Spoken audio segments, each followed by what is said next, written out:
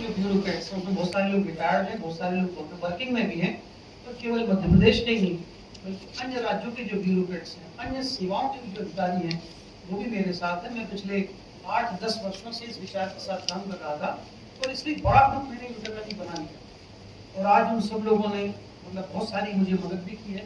IT के sector में भी वो लोग मेरी मदद कर रहे हैं, और सबसे बड़ी चीज़ कि मध्य प्रदेश की जो वर्तमान में समस्याएं हैं, इस बीच में हम राजनीतिक अभियान चला रहे हैं, लेकिन वो ग्रुप पीछे बैठकर इन समस्याओं का कैसे हल निकले, हम कैसे तंत्र को बेहतर करें, इस पर आपने कहा कि अगला चुनाव लड़ने की तैयारी है, आपके राजनीतिक दल का गठन 30 से 30 अक्टूबर के बीच हो जाएगा। 1 साल बचा है, लगभग 1 साल से भी कम समय मान लीजिए। ऐसे में कार्यकर्ताओं को तैयार करना, पूरे विधानसभा सीटों पर उम्मीदवार तैयार करना, क्या एक कड़ी चुनौती नहीं है? उसको लेकर क्या प्रयास करेंगे? आपने सही कहा कि कड़ी चुनौती का, मध्य प्रदेश एक बड़ा राज्य है और 220 विधानसभाएं और बहुत सारे दूरस्थ स्थान भी हमारे प्रदेश में हैं, लेकिन इस समय जनता की जो नब्ज है, जनता इस समय विकल्प ढूंढ रही है। किसी भी जिले में मैं गया, एक भी व्यक्ति मुझे, मैं 15, 20, 25 साल लोग मिल चुका हूँ, वो लोग हमारे साथ, उनका समर्थन हमारे साथ है, एक भी व्यक्ति ने नहीं कहा, पढ़े लिखे से लेकर जो गांव के सीधे साधे लोगों में से किसी ने भी एक भी व्यक्ति नहीं कहा कि नहीं साहब वो तीसरे विकल्प की गुंजाइश है। हर व्यक्ति तीसरे विकल्प की गुंजाइश है। बीच में 15 महीने के लिए कमलनाथ जी की सरकार आई, कांग्रेस की सरकार, लोगों को कोई अंतर ही महसूस नहीं हुआ उसमें, और फिर सारे वही काम होने लगे जिन कामों के लिए कांग्रेस के लोग जो है बीजेपी के राज में कहते थे कि ये काम गलत हो रहा है, फिर सारे वही काम शुरू। तो लोगों को ये लग गया कि दोनों सरकारों में कोई अंतर है, इसलिए लोग तीसरा विकल्प चाहते हैं, और जब लोग चाहते हैं तो फिर ये जो कठिनाई है ना, ये बड़ी आसान हो जाती है। मेरी अपनी भविष्यवाणी ये है कि 2023 का चुनाव पार्टियां नहीं लड़ेंगी, जनता चुनाव, जब जनता लड़ेगी तो फिर जनता की चॉइस है। नया दल का आपका नाम क्या होगा जो नया दल बनेगा? क्योंकि ये प्रोसेस में है, बहुत जल्दी ही बैनर लेके आपके पास। सर, इंदौर में आप प्रशासनिक अधिकारी रहे हैं, तो बड़े निचले स्तर पर आपने देखा है पब्लिक किस तरह से परेशान होती है, किसान परेशान होते हैं, चाहे सीमांकन का मामला हो, बटांकन का हो, चाहे, तो इस तरह के भ्रष्टाचार को लेके आपकी क्या प्लानिंग रहेगी कि इस तरीके से लोग परेशान ना हो और भ्रष्टाचार ना हो, उसको लेके कोई प्लानिंग है आपके पास? बिल्कुल है, और चूंकि मैं अपना बड़ा कैरियर दाव पे लगा के आया हूँ, और मतलब मैं IAS अभी जनवरी में ही हुआ था, तो मेरे जैसे और भी बहुत सारे लोग हैं जिनको अवसर मिला होता है तो नौकरी करना ही पसंद है, पर मैं आया सिर्फ इसीलिए हूँ क्योंकि मुझे ऐसा लगता है कि मैं वो तंत्र क्रिएट कर सकता हूँ। मेरी प्रशासनिक समझ जो 26-27 सालों में विकसित हुई है, वो तंत्र में डेवलप कर सकता हूँ कि जहाँ आम आदमी को, आम लोगों को राहत है, पहली चीज। दूसरी चीज, तंत्र में बदलाव की जरूरत है।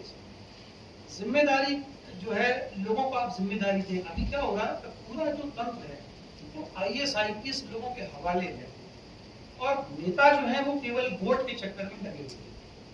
तो लोग बात तो करते हैं, किसी भी विभाग का आप मंत्री ले लें, तो मंत्री बात तो करते हैं कि विभाग में करना, पर अल्टीमेटली वो उस बात के लिए ब्यूरोक्रेट पर डिपेंड हो जाते हैं कि यार मैंने उस मीटिंग में ऐसा कह दिया तो आप देखो इसको कैसे करना, और यहीं से सारी खराबी शुरू हुई। हम जो बात कह रहे हैं कि पढ़े लिखे लोगों का राय, UK US में ऊर्जा मंत्री वही बन सकता है जो कम से कम एनर्जी कंजर्वेशन में डॉक्टरेट है जिसकी, उसको वहां ब्यूरोक्रेट चला नहीं पाते, ब्यूरोक्रेट उसको सही गलत नहीं करा पाते। हमारे यहाँ क्या है, हमारे यहाँ मंत्री पटा बने की घुमा रहे हैं, वीडियो जारी हो रहे हैं, नाम लिखा जा रहा है कि तलवारबाजी में फलाना मंत्री जो है वो होता है। तो यहाँ जो नजरिया है पूरा, वो नजरिया बिल्कुल अलग है, और हमें काबिल और गंभीर लोगों की जरूरत है, वो आएंगे अपने आप सुधर जाएंगे। सर, आपका कहना है कि 230 सीटों पे विधानसभा चुनाव में आप मैदान में उतरने की तैयारी में। सर, चुनाव की जब बात होती है तो एक अर्थतंत्र बहुत महत्वपूर्ण हो जाता है। सर, ये पूरे 230 सीटों के लिए आपकी क्या व्यवस्था? सर, क्या मतलब एक बड़ी BJP और कांग्रेस जैसी पार्टियों से आपका सामना होना है? सर, ऐसी स्थिति में आपके पास आर्थिक तंत्र क्या रहेगा, मतलब क्या व्यवस्था, क्या उसकी प्लानिंग है, पहला। और दूसरा सवाल, सर, आपके ठीक पीछे कितने लोग IAS अधिकारी हैं जो आपकी राह पे चलने की तैयारी में आपके साथ पीछे आने को तैयार?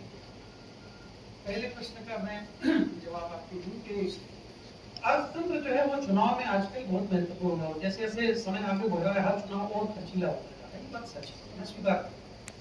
हम BJP नहीं है या हम कांग्रेस नहीं है कि हमारे पास 100, 200, 400 करोड़ या 1000 करोड़ खर्च करने वाले सब हमारी एकमात्र उम्मीद जनता है।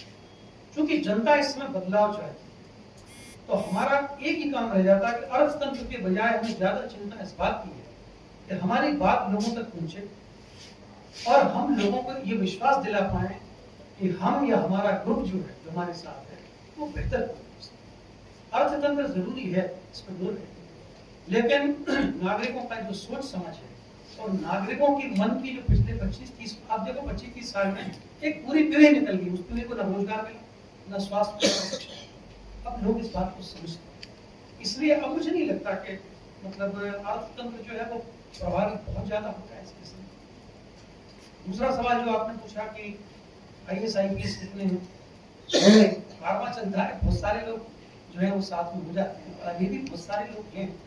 आप विश्वास मानिए, मेरे बाहर आने के बाद मैं अध्यक्ष जी से भी निवेदन करूंगा कि ब्यूरोक्रेसी के बहुत सारे लोग हैं जिन्होंने मेरे बाहर आने के बाद फक्र महसूस किया, गर्व महसूस किया कि उनके बीच का कोई एक आदमी ये साहस कर सकता है जो नौकरी को अलग छोड़कर और आम जनता के लिए मैदान में उतरे।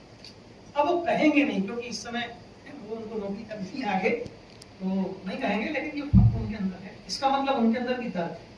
मुझे उम्मीद है कि बहुत सारे लोग ज्वाइन कर सकते हैं। सर, हमने देखा है वर्तमान में जो राजनीति है, पिछले कुछ सालों पहले हम हिंदू मुस्लिम की बात करते थे, उसके बाद में दलित महादलित, अब आदिवासी और ओबीसी पे आ गए। इसको लेकर आपकी पार्टी क्या सोचती है और आरक्षण को लेकर आप लोगों का, आपकी पार्टी का क्या रोल है? सबसे पहले ये जो बिखरी हुई राजनीति है, हर व्यक्ति अपने अपने सुविधा के हिसाब से सेक्शन चुन लेकर अपना राजनीति करता है। मेरा कहना है हम नागरिक की राजनीति, और नागरिक में जो शब्द है नागरिक, उसका सीधा मतलब है कि उसमें सर्व समावेशी शब्द है नागरिक। नागरिक का मतलब SC अकेला नहीं है, ST नहीं है, OBC नहीं है, जनरल, सब शब्द। ये जो वर्ग विभेद की जो पॉलिटिक्स है वो इसलिए है कि हम किसी एक वर्ग को विशेष प्रदेश बना देते हैं और दूसरे को वंचित करके थोड़ा सा लाभ ले लेते हैं राजनीतिक रूप से। अगर ऐसी व्यवस्था कायम हो, जैसे आपने आरक्षण की बात की, आरक्षण की व्यवस्था केंद्र सरकार का जिम्मा है और संसद में बैठे लोग निर्णय करें, जो निर्णय करेंगे वो चाहे सरकार मध्य प्रदेश की हो, महाराष्ट्र की हो, कहीं की हो, उसको मानना। लेकिन मेरा विचार इससे थोड़ा सा अलग इस सेंस में है, रोजगार के इतने अवसर पैदा किए जा सकते, इतने अवसर पैदा किए सकते हैं कि ये जो चक्कर है रिजर्वेशन का, ये अपने आप समाप्त हो जाए। प्रमोशन में आरक्षण एक बहुत बड़ा मुद्दा बना, ये बहुत आसान काम है। हर व्यक्ति को 7-8 साल में एक प्रमोशन बहुत आराम से दिया जा सकता है। ये बात मैं रिकॉर्ड पर कह रहा हूँ, सबके सामने कह रहा हूँ और होशो हवास से कह रहा हूँ।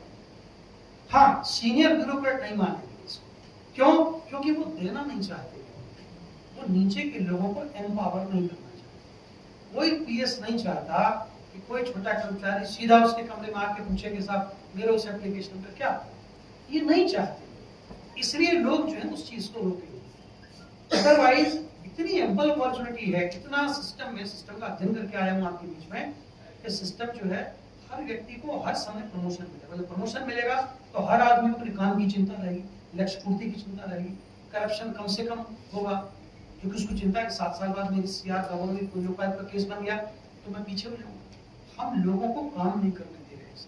सरकारी तंत्र में ऊपर के 5-10% लोग हैं, वही पूरा एंजॉय कर रहे हैं, बाकी नीचे का जो तंत्र है, जो संविदा कर्मचारी हैं, जो आउटसोर्स वाले लोग हैं, ये बड़ी बुरी तरह से रह रहे हैं। और मेरा दृढ़ मानना है, मुझे ऐसे अपने दर्जनों सबऑर्डिनेट्स याद हैं जिनमें मुझसे ज्यादा समझ और अकल थी, और आज भी मैं रिकॉग्नाइज करता हूँ कि उस समय, उस पॉइंट ऑफ टाइम पर, उस समस्या के समय मैं 2 दिन में भी जो विचार नहीं सोच पाया, वो शायद हमारे किसी पटवारी ने RI साहब ने कहा कि सर इसको ऐसा कर देते, ये ऐसा ठीक हो जाएगा, and that was the perfect solution. लोगों में क्षमता है, हमें गलतफहमी क्या है कि IAS में ही सारी सरस्वती बैठी। ये जिस दिन कंसेप्ट खत्म हो जाएगा उस दिन आप देखो समाज चौगुनी गति से आगे बढ़ेगा। जैसा आपने कहा कि हाईली क्वालिफाइड लोगों को पोजीशन पे, पावर पे रखना इम्पोर्टेंट है, तो क्या आप अपनी टीम में उन्हीं लोगों को सिलेक्ट करेंगे या उन्हीं लोगों को पोजीशन पे रखेंगे जो हाईली क्वालिफाइड हो और अच्छे से समझते हो उस काम को? देखिए, थोड़ा सा मैं माफी चाहूंगा, थोड़ा एक्सट्रीम व्यू लिया उसका। मेरा कहना ये है कि जैसे राजनीति एक ऐसी चीज है, तंत्र एक ऐसी चीज है कि अगर पढ़े लिखे लोगों के पास ही सारा हल होता, अभी नौकरियों में जितने लोग हैं, जितने प्रिंसिपल सेक्रेटरी, चीफ सेक्रेटरी, जो भी लोग सब क्वालिफाइड, लेकिन समस्याओं का हल नहीं। तो जब मैं ये कहता हूँ, मेरा ये कहना मतलब उसका आशय ये है एक सर्टेन लेवल का ऑफिस चलाने के लिए हमारे ग्रुप में आधे लोग कम से कम जरूर ऐसे हों, 40% लोग जरूर ऐसे हों जो उस चीज को समझते, और बाकी लोग ऐसे भी हों जो आम जनता का वास्तविक प्रतिनिधित्व करें, जो जनता की तकलीफों को बहुत गहराई से समझे। तो कुछ लोग समझ के हमें बता सकते हैं और कुछ लोग जो दूसरे लोग हैं उसका हल बता सकते हैं। तो एक मिला जुला, एक मिक्स्ड टाइप का जो है वो राजनीतिक परिदृश्य होना चाहिए मेरे हिसाब से। सर, वर्तमान में जो देश के हालात है, राजनीतिक पार्टियों के नेता मंत्री ईडी के छापे पड़ रहे हैं, ऐसे में आप अपनी पार्टी को कहां पाते हैं? और दूसरा ये कि उमा भारती ने भी बीजेपी से अलग हट के पार्टी का गठन किया था, वो जमीन में चली गई। आप क्या सोचते हैं आपकी पार्टी के लिए? दो प्रश्न हैं आपके, तो पहले उत्तर तो मैं उस प्रश्न का दे दूं कि जो बात आपने कही कि आप अपने आप को कहां पाते हैं छापों। नागरिक यदि छापे से डर जाए, मेरे जैसा छोटा, मैं भी छोटा आदमी, मैं बड़ा आदमी नहीं हूँ, शायद कभी बन भी नहीं हूँ, मुझे छोटा करने ही मजा। छोटा आदमी जिस दिन डर गया, बड़े लोग डर जाते हैं, समाज का नुकसान नहीं होता। छोटा आदमी जिस दिन डर गया ईडी से और इससे, उस दिन समाज बैठ जाए। समाज को छोटे लोग चैलेंज करते हैं, बड़े लोग चैलेंज नहीं करते समाज को। तो मुझे इस बात का पूरा अपने अंदर में मुझे भरोसा है कि मुझे ऐसी कोई परिस्थिति जो है वो मुझे डिगा नहीं पाएगी। दूसरी चीज ये कि लोग, अच्छे लोग बहुत हैं समाज में। अगर आप सर्वे करें, कोई भी रैंडम 100 लोग किसी भी चौरस्ते पर रोक लीजिए और उनका बैकग्राउंड आप पता करिए, तो आज भी 70-75-77% लोग बहुत बेहतर हैं। तो जहाँ बहुत बेहतर लोगों का है, तो वहाँ मेरे जैसे किसी भी आदमी के लिए चांस जो है बहुत फेयर चांस है। दूसरा जो आपने सवाल कहा उमा भारती जी की पार्टी का, मेरा कहना देखिए उनका जो था, एक आध जिले में मुझसे ही पूछा गया था, माधव सिंधिया जी ने भी पार्टी बनाई थी, फिर उमा भारती जी की पार्टी। मेरा कहना ये है कि वो पार्टियां जो बनी वो रिएक्शन में बनी। उमा जी को कुछ असंतोष हुआ पार्टी से, वन फाइन मारने उन्होंने, हम अलग हो गए और वो बाहर आ गई। और उसके पीछे उनका गुस्सा था, उनकी नाराजगी और असंतोष था, उसमें विचार का एलिमेंट शायद कम था। माधव सिंधिया जी ने जो पार्टी बनाई उस समय उनका भी यही था कि एक रिएक्शन आया, और अल्टीमेटली ये दोनों लोग जब अलग भी हो रहे थे तब भी उनके मन में यही था कि अगर वो उनको वापस जाने का चांस मिल जाए तो चले जाएंगे। मेरे साथ ऐसा नहीं। मैं पिछले 10-12 वर्षों से लगातार अंदर इस काम में लगा हूं। एक बेहतर विचार, एक बेहतर रणनीति, एक बेहतर कथन के साथ में लोगों से जुड़ा हो सकता। इसलिए मुझे नहीं लगता कि मतलब हमारा हस्तक्षेप जैसा होगा। सर, मेरा कहना है कि मध्य प्रदेश में जो शासकीय कर्मचारी की जो सेवा नियुक्ति है वो 62 वर्ष की है। पहले 60 थी, अब 62 कर दी है, और अभी सुनने में आ रहा है कि उसको और बढ़ाकर 65 कर देंगे। तो इस मामले में मुझे पूछना कि आपकी अगर पार्टी आती है तो आप क्या संदेश उन शासकीय कर्मचारी को देना चाहेंगे? क्योंकि मैं जो सोच रहा हूँ ये है कि अगर 65 आप कर देते हैं तो इस मान से जो नई युवा पीढ़ी आ रही है उनके रोजगार के सारे अवसर खत्म हो जाएंगे, क्योंकि एक उम्र होती है उनकी 30 साल या 35 साल उनके एज लिमिट होती है, और अलग देखा है तो 40 से 45 अलग समाज के लिए होती है। तो इस वक्त अगर बात की जाए तो उन्होंने इतना पढ़ाई लिखाई कर ली, सब कुछ कर लिया, और आप एक समय का टर्न पहले आए, रोजगार का जो समय आया था तो आप उनको 65 करने वाले हैं। तो इस मामले में मुझे आपसे थोड़ा पूछना बात एक चीज है कि पहले 58 था, 60 हुआ, 62 हुआ। स्वास्थ्य हमारी जो मतलब स्थिति है शरीर की, एक एवरेज आती है। 65 साल की उम्र जो है ना वो आराम करने की उम्र है। आप किसी से पूछ भी लें, अगर जिसको ये मान लो 62 से उसको 65 कर रहे हैं, उन्हीं लोगों से अगर आप रैंडम सैंपलिंग करें तो अधिकांश लोग ये कहेंगे कि साहब बढ़ गया है इसलिए कर रहे हैं, बाकी हम चाहते ये थे कि हम घर में। उसका रीजन, आदमी जब 30-35 साल की नौकरी का सफर जब तय कर लेता है तो उसके अंदर एक मैच्योरिटी आती है, और उसको मालूम है कि जीवन का अंत जो है वो मृत्यु है। तो कोई भी आदमी ये चाहता है कि आखिरी 10 साल 15 साल उसके बेहतर नहीं। मेरा बहुत सारे पेंशनर और वरिष्ठ नागरिकों से भी इस संबंध में संवाद हुआ है, और मुझे कभी किसी ने नहीं कहा कि साहब 62 हो गई तो साहब बहुत अच्छा हो गया। वहां पे ये रिस्पॉन्स नहीं है। वो क्या रहा है कि सरकार के पास भर्ती का, लोगों के रिटायरमेंट होते जाने के बाद विभाग में क्या कमी आई, और संबंधित पीएस जो है या प्रिंसिपल सेक्रेटरी या मिनिस्टर जो है उसको तत्काल पूर्ति करे, इस तरह का कोई सिस्टम ही नहीं है। लोगों का वो उनके विचार का ही विषय नहीं है। उनके विचार का विषय क्या है, इसको सस्पेंड कर दूं, इसको नोटिस दे दो, इंक्रीमेंट रोक दूं। जो निगेटिविटी है सिस्टम में वो ज्यादा हावी है। कोई भी पीएस जो है, बहुत रेयर लोग होंगे जिन्होंने विभाग को बढ़ाने में अपना सहयोग दिया है। अधिकांश लोगों ने जो है वो मतलब विभाग को पीछे ले जाने का काम किया। इसलिए जो है वो युवाओं को मौका मिला। सर, आपने तो राज्य में मतलब सभी जगह लगभग ब्यूरोक्रेसी को करीब से देखा। अभी क्या वजह है सर कि मध्य प्रदेश कैडर के जो आईएएस हैं मेनली वो पलायनवादी दृष्टिकोण है, क्या मध्य प्रदेश में काम नहीं करना, मध्य प्रदेश से डेपुटेशन मिल जाए, चाहे वो NHAI हो या दूसरे बड़े विभाग हो। क्या मध्य प्रदेश का प्रशासनिक माहौल इतना लचर हो गया है कि अब आईएएस की तौबा कर रहे हैं मध्य प्रदेश में? इसमें सर एक चीज है कि प्रमोटी आईएएस जितने हैं उन्हीं को ज्यादा जो कलेक्टरी दी जा रही है। अभी जो रेशियो है तो प्रमोटी कलेक्टरी, स्पेशली इलेक्शन ईयर में जब आते हैं तो प्रमोटी आईएएस को तो दिया जा रहा है ज्यादा। इस पर देखिए मैं अभी कोई तुरंत में कमेंट नहीं करूंगा। उसका रीजन है भाई ये सरकार का प्रेरोगेटिव है, ठीक है, कि वो किसको बनाए। प्रमोटी आईएएस हम कहते जरूर है, पर आईएएस इज आईएएस, वो चाहे प्रमोशन से आया हो या डायरेक्ट वाला आईएएस हो, वो आईएएस ये तो सरकार का प्रेरोगेटिव है। और मेरा ऐसा मानना, एक लाइन नहीं कह सकता कि जो जहाँ सुविधाजनक लगता है, जहाँ आरआर सुविधाजनक लगते हैं वहाँ आरआर की पोस्टिंग कर दी, जहाँ प्रमोशन वाले सुविधाजनक लगे वहाँ उनकी पोस्टिंग कर दी। तो ये it's a matter of adjustment. और जो आपने जो प्रश्न किया, मतलब वो ये है कि देखिए ब्यूरोक्रेट जब आता है नौकरी में, उसके मन में एक बेहतर विचार लेके आता है, इसमें कोई दो राय नहीं, क्योंकि मैं उस स्टेट से निकला, मैं काम करूँ। आज मध्य प्रदेश की स्थिति क्या है, आईएएस कैडर में लगभग 250 के करीब 250 48 30-40 आईएएस हैं, 50 आईएएस हैं जिनको हर समय प्राइम पोस्टिंग, बेहतर व्यवस्था, बेहतर सब कुछ मिले। और वो 200 लोग जो हैं वो अंडर एम्प्लॉयड, उनकी कोई सुनाई नहीं है, अधिकारी का कोई प्रोफाइल नहीं है। भाई तुम नगर निगम में एक बार रह लिए, अब तुम थोड़ी रहोगे यार, दूसरे को भी मौका दो। तो वो सेटिंग के आधार पर लोग अपनी यानी पोस्टिंग बनाते रहते हैं, और दूसरे लोग जो है वो फिर इस तरह के अच्छे जो पोस्टिंग के चांस है उससे वंचित हो जाते हैं। तो धीरे धीरे में रिडेंडेंसी आती है, निराशा आती है, फिर उनको लगता है कि यहाँ कुछ कैरियर ग्रोथ नहीं है, चलो दिल्ली चला जाए, कुछ भी होगा, इंडिपेंडेंट काम करने मिलेगा, शायद वो बड़ा स्पेक्ट्रम मिले। प्राथमिक जो भाव है, मैं आपको विश्वास दिला रहा हूँ कि ब्यूरोक्रेट का भी प्राथमिक भाव बेहतर काम करने का, और अगर हम परिश्रम नहीं उस तरह का एनवायरनमेंट तैयार करेंगे तो धीरे धीरे वो रिडेंडेंट हो जाएगा। बहुत सारे दर्जनों आईएएस ऐसे जिनके नाम आप भी नहीं जानते, आप 30-40 लोगों को जानते हैं। सर इससे जुड़ा एक सवाल है, मतलब सवाल क्या कहूँ, एक जिज्ञासा है।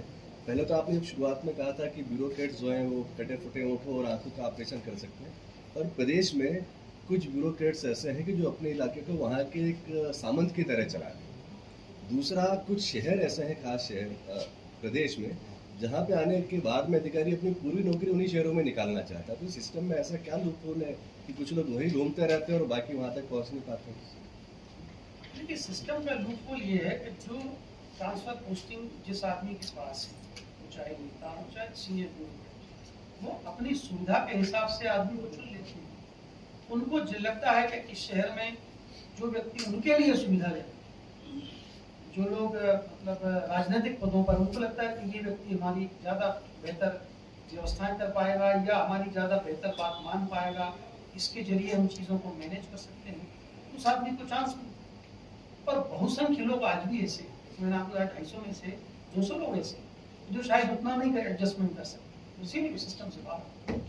तो वो केवल एडजस्टमेंट का और एक सेटिंग जिसको कहते हैं, आई थिंक सेटिंग का नेगेटिव शब्द है इस अगस्त सभा में, मतलब आप सबके सामने वो शब्द बहुत अच्छा नहीं है, लेकिन अल्टीमेटली वो मैटर सेटिंग का ही है। भाई जहाँ पे जैसा जिसका चलेगा कुछ। अच्छा आगे सागर सर, ये आपने पॉलिटिकल अपनी जर्नी शुरू की है, लेकिन मध्य प्रदेश में अभी तक इतने सालों में हमसे ज्यादा आपने देखा है कि थर्ड फ्रंट को कोई भी इतना स्पेस मिला नहीं है। वो गणतंत्र पार्टी हो, जब भारतीय जनशक्ति पार्टी हो, ठीक है, और इवन जयस हो, इवन आप पार्टी को भी इतना स्ट्रगल करना पड़ रहा है। तो आप कितना क्या इम्पैक्ट पैदा कर पाएंगे, या आपको कितना क्या हासिल होगा?